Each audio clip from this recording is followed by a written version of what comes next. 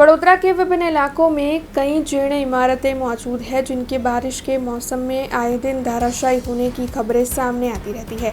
तब फिर एक बार वडोदरा शहर के राजमहल रोड से ऐसी ही एक खबर सामने आई है।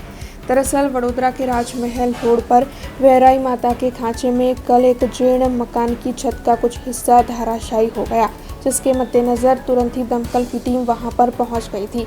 हालांकि गनीमत ये रही कि इस दुर्घटना में किसी को कोई नुकसान नहीं पहुंचा है, लेकिन मकान के इलाके को कॉर्डन कर दिया गया था।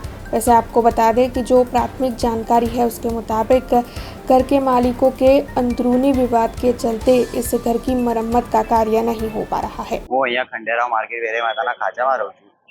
આજે સાંજે હું જ્યારે ઘરમાં હતો ત્યારે અચાનક જ અમારી જે ઉપરની પાટડી છે તે નીચે પડી ગઈ છે ને બધું પડ્યું છે।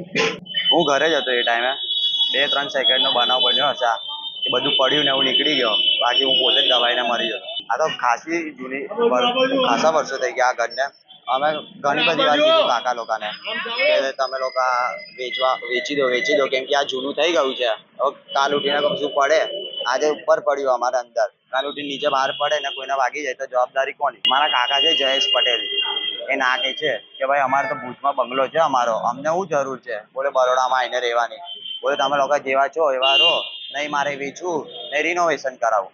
તો હવે અમે શું અત્યારે મેં એકલો હતો, ચાલ મેં કઈ થઈ જાય તો કશો વાંધો નહીં, પણ મારી બેન ને એ લોકો આવત તો શું થાય? હવે વિચારીશું, આવું બધું અચાનક થઈ ગયું છે, थोड़ा टाइम में वजू शिफ्ट कर ली।